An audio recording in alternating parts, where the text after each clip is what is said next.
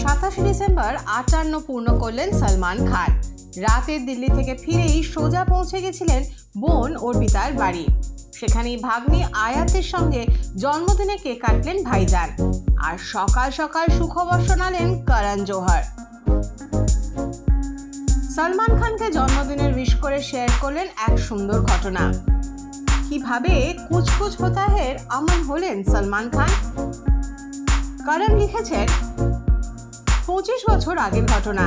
একটা পার্টিতে গেছিলাম, কিন্তু সেখানে চুপ করে এক কোণে দাঁড়িয়েছিলাম। হঠাৎই আমার সামনে এসে দাঁড়ালেন এক বিরাট স্টার। জিজ্ঞাসা করলেন কেন একা একা কোণে দাঁড়িয়ে আছি। ওকে জানালাম আমার প্রথম ছবিতে একটা রোলের জন্য অনেক অভিনেতার কাছে গেছি, সবাই খুব ভদ্রভাবেই আমাকে নাকচ করে দিয়েছেন। ওই সুপারস্টারের বোন আমার খুব কাছের বন্ধু। তিনি জানালেন বোনের থেকে স্ক্রিপ্টের কথা শুনেছেন। পরের দিন তার বাড়ি গিয়ে স্ক্রিপ্ট পড়ে শোনাতে বললেন। কোনো দিন স্বপ্নেও ভাবিনি ওর থেকে এমন প্রস্তাব আসবে। মনে প্রার্থনা আর একটা মিরাকল হওয়ার আশা নিয়ে পৌঁছে গেলাম ওর বাড়ি। স্ক্রিপ্টের প্রথম ভাগ পড়া শেষ হলে উনি আমার দিকে তাকালেন। তখন আমাকে দেখে সাহারার মরুভূমি লাগছিল। এক গ্লাস জল এগিয়ে দিয়ে বললেন তিনি ছবিটি করবেন। ঘাবড়ে গিয়ে বললাম, কিন্তু তুমি তো ছবির সেকেন্ড পার্টে আছো, আমি সেই অংশ এখনো পড়িনি। উত্তর পেলাম, তোমার বাবাকে আমি খুব ভালোবাসি, আর এই ছবিটা না করলে আমার বোন আমাকে মেরেই ফেলবে। এভাবেই কুছ কুছ হোতা হ্যায়তে এলেন সলমান খান। আমি আজীবন কৃতজ্ঞ থাকবো আলভিরার কাছে আর আমার বাবার সুনামের কাছে। এই গল্প আর আজ হবে না, এমন মানুষ আর হবে না।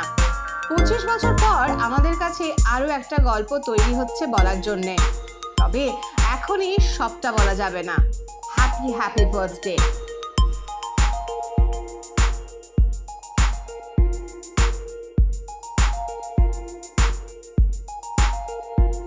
কি ভীষণ এক্সাইটেড নতুন বছরে নতুন উপহারের জন্য ভাইজানের থেকে?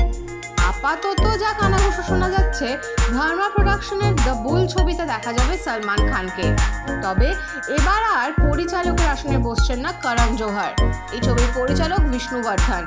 ভাইজানকে দেখা যাবে প্যারামিলিটারি অফিসারের ভূমিকায়। সব ঠিক থাকলে নতুন বছরের ফেব্রুয়ারি থেকে শুরু হবে ছবির শুটিং। 2025-এর ঈদে ভক্তরা পর্দায় পাবেন ভাইকে।